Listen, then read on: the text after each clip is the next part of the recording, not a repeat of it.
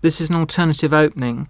It shows the history of naughty children and their nannies. My wife actually played the Japanese nanny, but it was considered to be too long when we put the film together, and we just wanted to get on with the story a little bit quicker, so that's the reason why it was cut. We must begin our story, sad to say, with a brief word on the subject of ill-behaved children. As I'm sure you are aware, there have been troublesome offspring since the beginning of time. Take, for example, the case of Bog, the horrid cave child.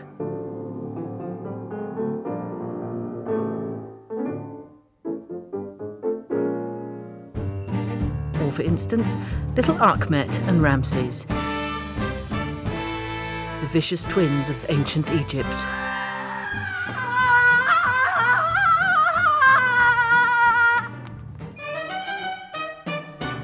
Or, horrible to relate, Obu, Nobu and Shobu, the vile sisters of medieval Japan.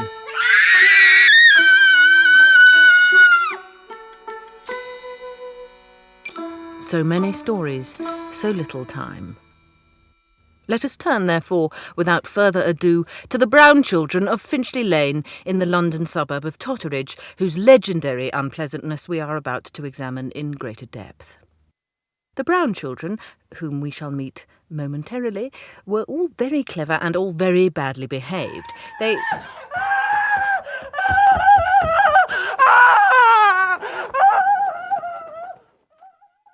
But first, a word on their progenitors. Their mother, Mrs. Brown, through dint of her heroic childbearing efforts, was, as is so common in stories about children, dead. Their father, Mr. Brown, worked from dawn till dusk, 7 days a week, as a make-up artist at the local funeral parlour, Midgewaller and Sons.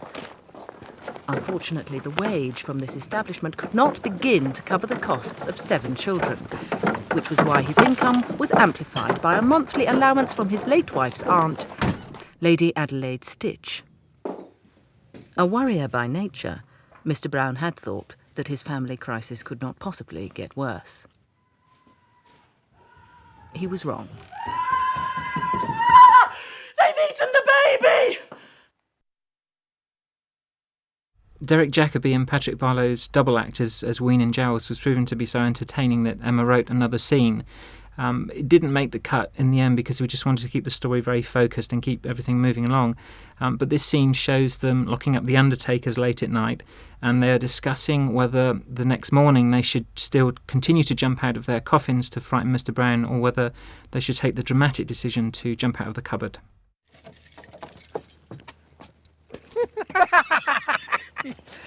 I've had a bit of an idea, Mr. Giles. What's that then, Mr. Queen? Well, next time, let's hide in the cupboard. What, not in the coffins? No, the cupboard.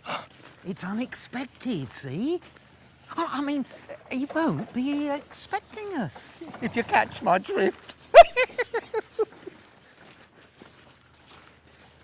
Am I sensing concern, Mr. Giles? I admit I am concerned, yes, Mr. Queen. You read me right as ever. It's just that coffins is more humorous than cupboards, to my way of thinking.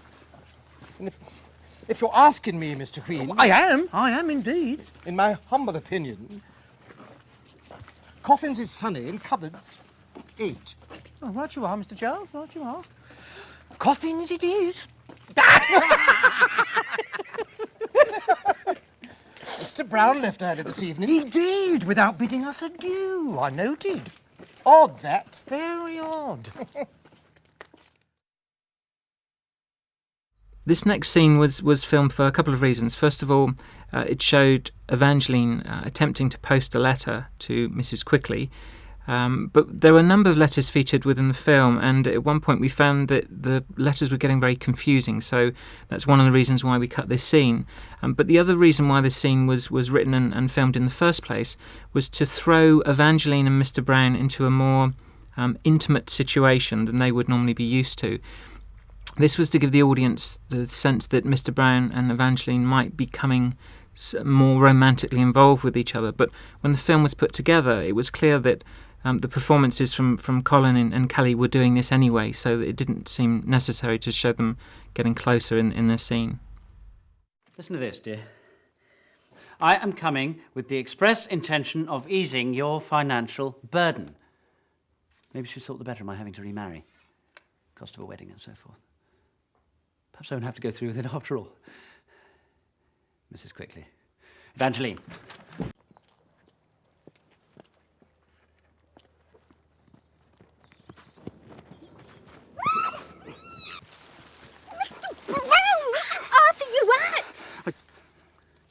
I'm very sorry, Evangeline. May I just have the, quickly. Thank you. Thought that letter was urgent. Well, no, I'm glad you mentioned that because, well, it was urgent, but, well, no, it might not be. No, what I mean, what I'm trying to say... I know what you're up to, Mr. Brown. And considering what you're up to, perhaps it isn't sensible to be seen walking about in public arm in arm with your scullery maid.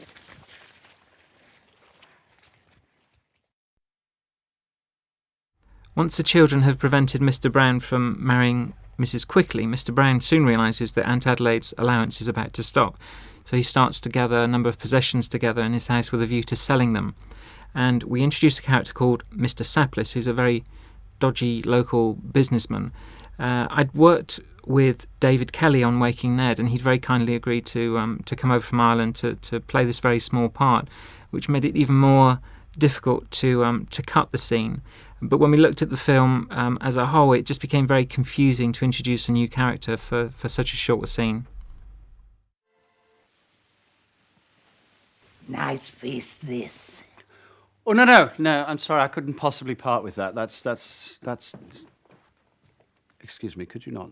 It's just that's particularly... Give you a sovereign for it. A sovereign? And I fear we have no choice, dearest. Did you just call me dearest?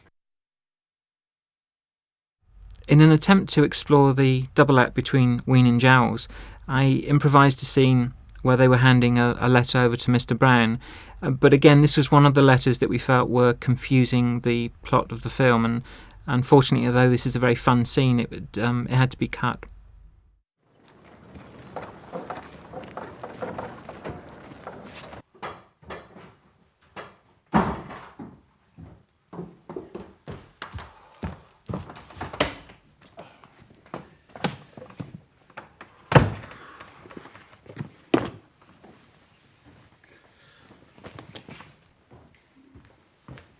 Morning, Mr. B! Good morning, Mr. Giles.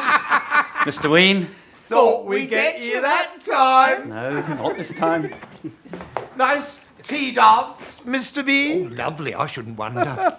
You was accompanying a lady, I take it. One of the widows, perhaps?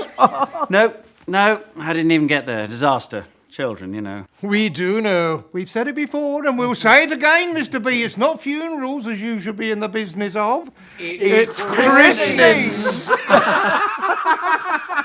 Oh, another lady dropped by this morning with a billet-doux for you, Mr. B. Oh. Mrs. Elton it was. Oh. Do you remember her, Mr. B? Oh. Oh. Widow of Mr. Frederick Elton? Oh. She was in a right old lather, she was. Oh, but don't worry, Mr. B. Plenty more fish in the sea. Good morning. Just excuse me a moment, would you? Dear Mr. Brown, I sat at Mrs. Riley's entirely alone for 1.5 hours yesterday, and can only say that a person who has subjected me to that degree of social embarrassment should not be asking for second chances. Yours, etc., Mrs. Prudence Elton. Oh dear. Oh dear, oh dear, oh dear. What's your wife like? Never mind. Less than a month to go, there's nothing for it.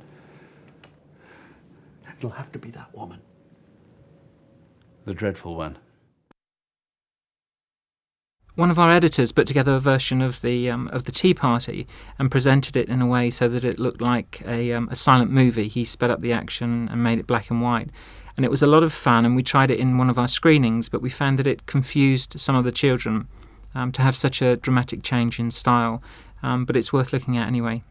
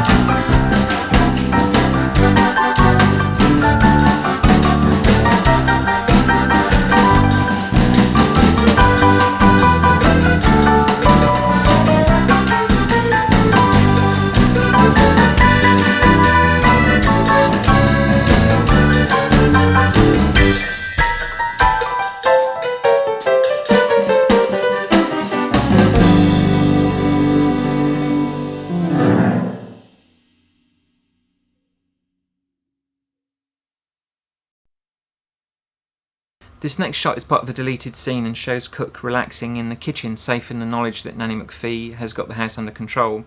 What none of us knew was that Colin Firth, who had finished the film 2 weeks earlier and I believe was on holiday, secretly returned to the studio, dressed up as Nanny McPhee in full makeup, and made a surprise appearance in this shot. If you look very carefully at the staircase in the back of the kitchen, then you'll see Colin Firth making his debut appearance as Nanny McPhee.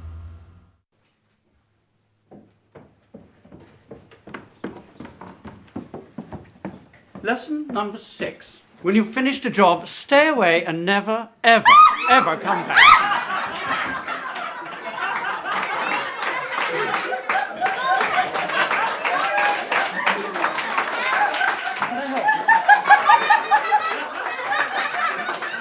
I'll be here as long as you neither need me nor want me.